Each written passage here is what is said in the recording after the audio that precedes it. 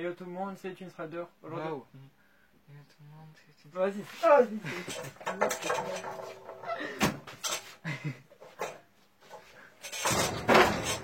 Arrête. Tu vas. Vas-y, fais l'intro là. Et yo tout le monde, c'est Insider. Aujourd'hui, on se retrouve pour un nouveau tuto. C'est un tuto un peu particulier. On vous a montré comment polir votre peau pour qu'il soit chromé comme ça, que vous voyez dedans quoi. Nick, t'avais, voilà, merci. Et donc maintenant, on va vous montrer comment le bleuir et comment l'entretenir avec une couche de vernis haute température pour qu'il arrête de rouiller. Pour le faire bleuir, on va utiliser un décapeur thermique. Donc le mien il est réglable. Voilà. Il va jusqu'à 160 degrés. Donc c'est plutôt pas mal. C'est cool. Et du coup, on va vous montrer tout ça. C'est parti. Donc là, ce que je vais faire, c'est que je vais couper un morceau de papier à poncer. C'est pas vraiment du papier à poncer, mais moi je l'utilise comme du papier à poncer. En fait, c'est du papier juste qui a un grain plus épais, donc plus gros. Et donc ça ponce plus vite votre pièce. Moi, pour enlever la rouille qu'il y avait sur mon pot d'échappement, c'est ce que j'ai fait. Et les traces noires que vous voyez sur le pot là, donc ce qu'on a fait pour les enlever, ça va être... on va utiliser une meuleuse. Donc Ryan, il a une meuleuse chez lui. Et donc on a utilisé une meuleuse avec un disque, genre comme un disque à poncer. Et on a pu enlever tout le vernis d'origine qui avait brûlé sur le pot d'échappement.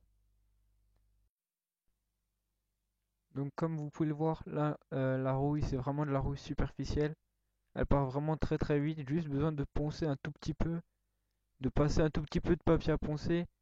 Donc moi c'est du très gros grain, je vous conseille de prendre du grain 80. Ça suffit largement normalement pour enlever toute la rouille.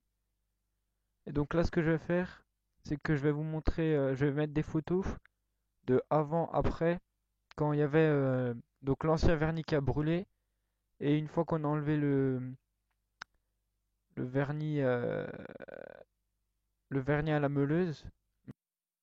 Donc déjà ça change totalement le pot. Comme vous pouvez voir, c'est déjà beaucoup plus propre. Donc il y a vraiment juste la plus grosse partie qui a été enlevée. Le reste, j'ai continué de l'enlever chez moi avec du papier à poncer et du dégrippant style VD40 ou un truc comme ça. Vous pouvez utiliser ce que vous voulez.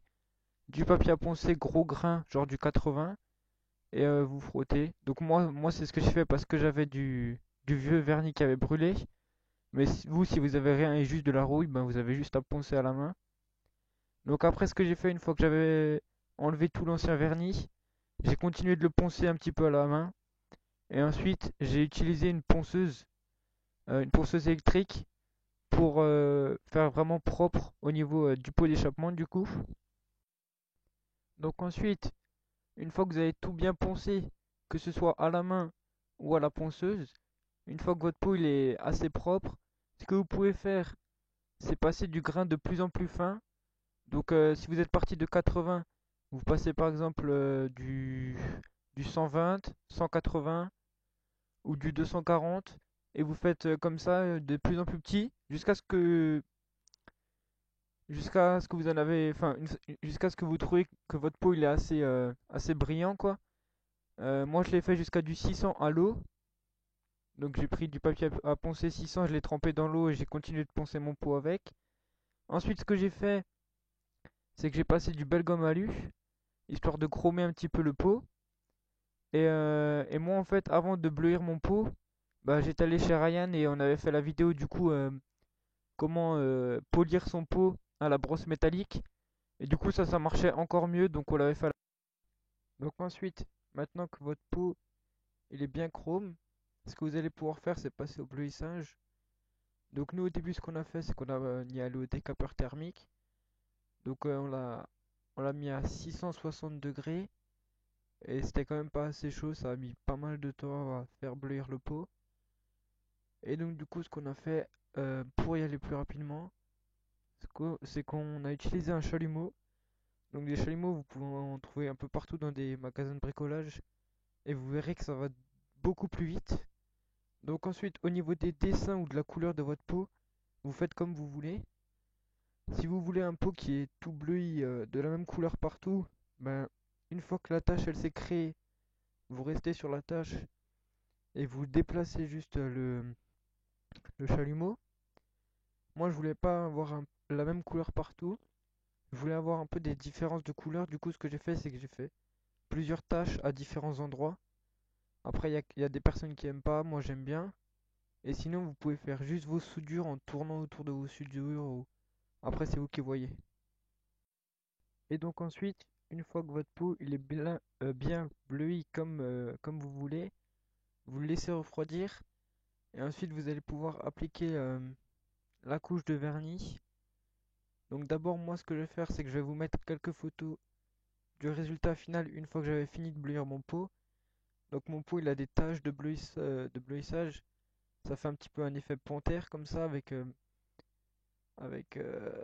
des différences de couleurs. Moi, franchement, j'aime bien. Et je vous mettrai à la toute fin de la vidéo des photos de la moto avec le pot. Et je trouve ça vraiment magnifique. Donc, une fois que vous avez bien bleui votre pot comme vous voulez, vous allez pouvoir passer votre vernis. Donc nous, on a utilisé le vernis Voca haute température que j'avais déballé dans un colis unboxing sur la chaîne. Et donc du coup, on n'a pas pu filmer, enfin, on a oublié de filmer quand on a mis le vernis. Donc quand on a mis le vernis, euh, on a bien secoué la bombe. On s'est mis à une distance de 25-30 cm du pot. On a appliqué en faisant donc des petits sprays comme ça, comme si on mettait de la peinture. Ensuite, il faut le laisser sécher pendant 1 heure sur le pot d'échappement à une température de 15, 20, 20, 25 degrés comme ça.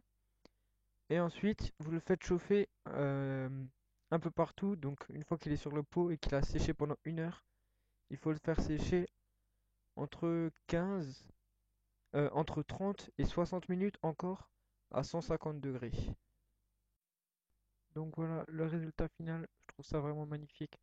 Quand on voit de quoi on est parti et où on en est arrivé, il y a vraiment eu beaucoup de travail, mais c'est vraiment un résultat magnifique. Donc si cette vidéo vous a plu, n'hésitez pas à mettre le petit like comme d'habitude. En commentaire les idées de tuto, méca bled, motovlog, défi moto, tout ce que vous voulez. Et à vous abonner pour ne plus rien louper.